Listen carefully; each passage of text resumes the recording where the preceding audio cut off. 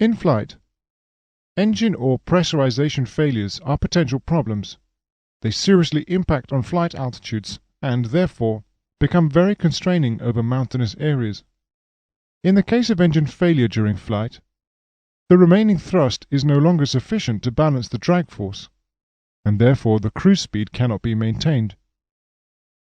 The only solution is to descend to a lower flight altitude, where the remaining engine can provide enough thrust to balance the drag and allow level flight once more.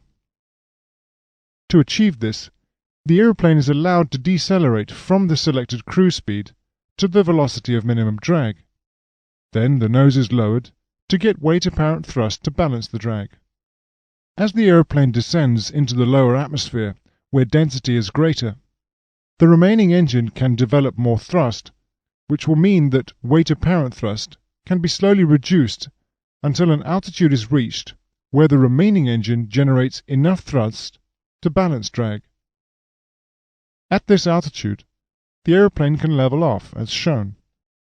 This procedure is called the drift down, and it produces a drift down profile such as the one shown on screen. In fact, the profile on screen is the gross drift down flight path. This path must, of course, be above all relevant obstacles, but this will be discussed later. With a pressurization failure, the procedure is a little different. At high altitude, following depressurization, the air in the cabin escapes very quickly, and the cabin air becomes the same air as outside. At high altitude, the problem is there is very little oxygen to breathe. Therefore, oxygen must be carried on board and supplied to crew and passengers through the use of oxygen masks. However, the amount of oxygen carried is limited. Therefore, the aeroplane must descend as rapidly as possible to 10,000 feet, where there is sufficient oxygen, before the oxygen supply runs out. The procedure involves configuring the aeroplane for maximum rate of descent. You may recall from the descent lesson, in the General Performance Principles section, that in order to achieve a maximum rate of descent, excess power required had to be as large as possible. Therefore, drag must be high and speed must be high. As a result, the first actions of the pilot are to don the oxygen masks, initiate descent, close the throttles, apply the speed brakes, and then allow the aeroplane to accelerate to maximum operating speed, which is either VMO or MMO. This configuration is then maintained till at least 10,000 feet, where there is sufficient supply of oxygen to breathe.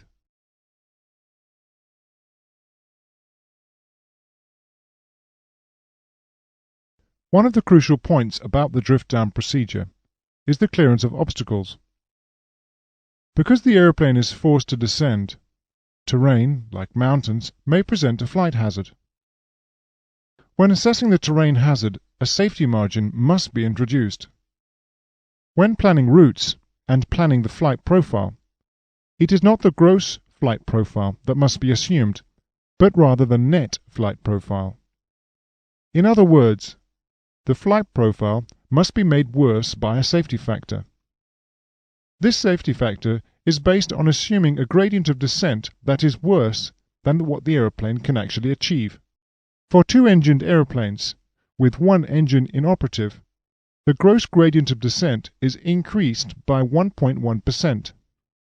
This increases to 1.4% for three-engine aeroplanes and 1.6% for four-engine aeroplanes.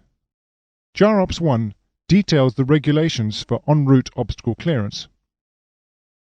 It states that the gradient of the net flight path must be positive at least 1,000 feet above all terrain and obstructions along the route within 5 nautical miles on either side of the intended track. This regulation is essentially saying that the aeroplane must be able to demonstrate it can level off and achieve a positive climb at 1,000 feet above all obstacles along the route. This may be very difficult to achieve if there was a very high mountain around. If the aeroplane is unable to have a positive climb 1,000 feet above all obstacles, then the aeroplane may level off at a lower altitude so long as any obstacle encountered in the descent is cleared vertically by at least 2,000 feet. In order to find out if the aeroplane is able to level off at 1,000 feet above an obstacle, then use the graph in CAP 698 on page 40 of section 4. Simply enter the graph with the level off altitude that is required, and the graph will show the mass that the aeroplane will need to be at in order to level off at that altitude. In the example, in order to level off at 18,000 feet, the aeroplane would need to have a mass of just under 48,000 kilograms. If this is not possible, then other graphs, shown on page 41 to page 44 of CAP 698, must be used. These graphs are a little more complicated, but importantly, these graphs will enable the pilot to work out if the aeroplane can clear any obstacle in the path by at least 2,000 feet. When you use the graph, be careful to adjust the weight of the aeroplane for any non-standard conditions and any anti-ice use. Notice that the heavier the aeroplane, the longer and lower the drift-down procedure is. The last of the regulations state that the aeroplane must have a positive gradient at 1,500 feet above the aerodrome where the landing is assumed to be made after engine failure. After engine failure, the lower operating altitude significantly decreases the engine's efficiency. So much so that the fuel flow on the remaining engine is almost as much as the fuel flow with both engines operating at high altitude. This fact, together with the reduced true airspeed, means that the specific range is dramatically decreased.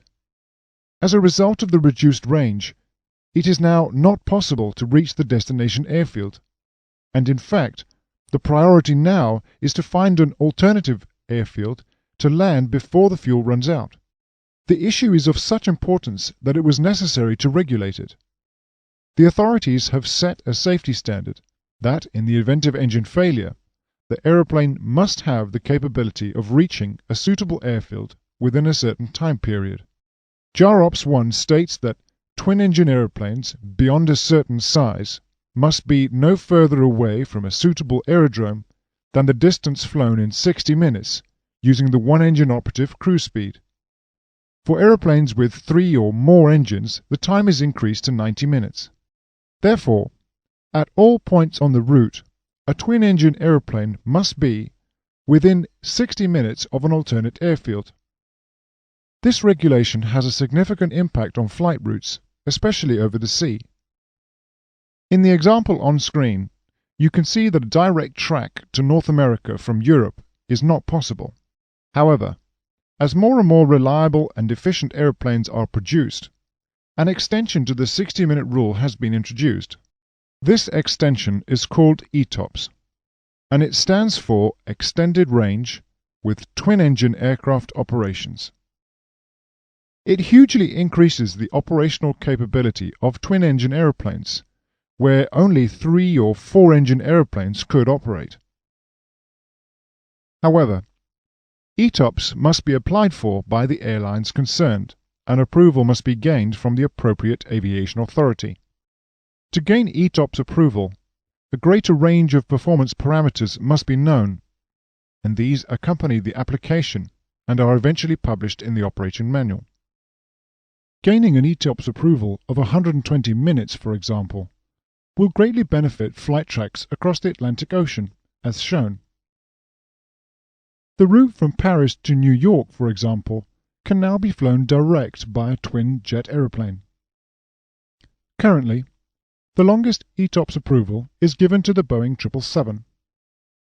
It holds an approval of 180 minutes, with contingencies for 207 minutes over the Pacific Ocean. In the future, ETOPS may be evolving into a newer system called LAROPS. LAROPS stands for Long Range Operational Performance Standards, which will affect all aircraft, not just those with twin-engine configuration.